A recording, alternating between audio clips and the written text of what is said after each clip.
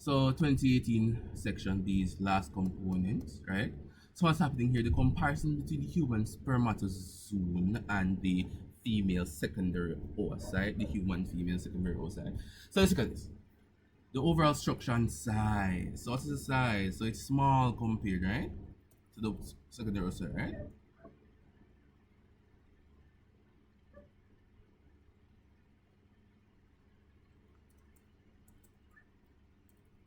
So the structure of it is small and simple compared to the large and complex structure, right, of the secondary oocyte, yes?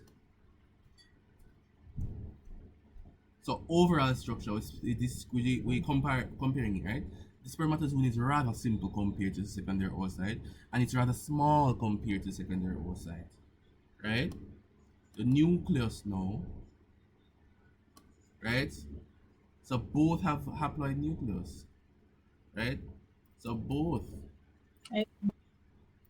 contain nucleus with haploid number of chromosomes, right? That's true, yes? Yes, sir. Lovely, right? The cell membrane, no, let's Sir, could you talk about go ahead. Sir, could you talk about the type of chromosome or the genetic material that are present in the nucleus, like the paternal and the maternal? Okay, we could say that this is paternal. Okay, lovely. Paternal um genome, and then this will be the maternal genome. Alright, alright, that's fine. Cell membrane now. For the spermatozoon, it is rather simple. So simple thin membrane. It's simple and thin, right? While in this oocyte we're gonna have a complex zona pellucida,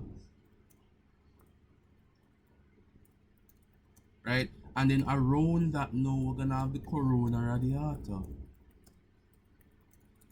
right? It's gonna be much more complex. It's gonna be much thicker. It's gonna be thicker. So listen, we're gonna have a complex. Let's put thick, right? We're comparing them, right?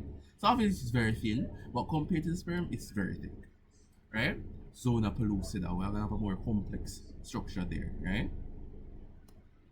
Talk about those. The mitochondria now. What is the difference now? We have the mitochondria present within the sperm for what? In the mid piece. And why are they present within the mid piece?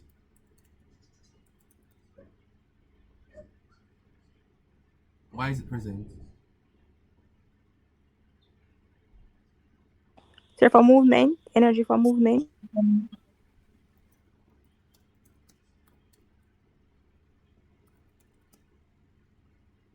For flagellar motility. Lovely, right? Are there many mitochondria provided within the secondary oocyte? Yes or no? In what, sir? In the secondary oocyte. No. So is it that they're non-present? Yeah, they're actually present, but not as much as the as in the sperm cell. So few, and this is because it needs not move. Why am I writing it like that? It needs not propel itself.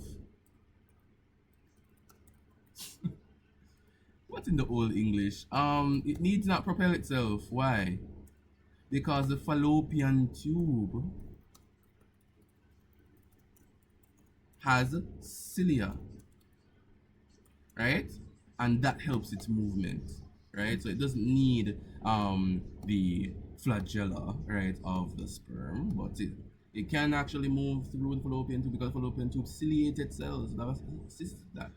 Another thing we could mention about the cell membrane, right, of this, right, it's thin and allows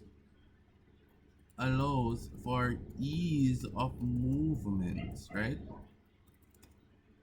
in and out, right? Remember why?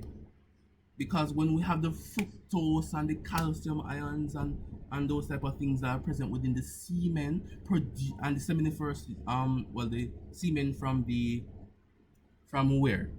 We also have the prostate producing different types of fluids, right? We have the seminal vesicles producing different types of fluids, and those will mix to become full compartment of what we have as semen, right? And all those materials, all those nutrients within semen has to move into the cell membrane and to help with the capacitation, right? So help with capacitation, remember? Yes, sir. Right? While, right, the corona rod, the zona pellucida is thick and actually contains different types of specialized membrane proteins, right, and surrounded by the greater um web of granulosa cells that we call the zona pellucida, right, and that is to prevent anything from coming in. It's trying to prevent intra trans cellular movement, right? And especially when it comes to the prevention of polyploidy. What not polyploidy, polyspermy. What is polyspermy?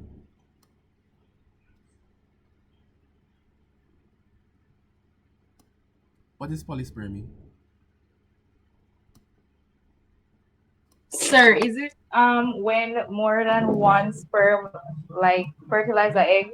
I think lovely, that is it. Right. Okay, so that is generally it for the 2018 paper module 3, section B. That is it.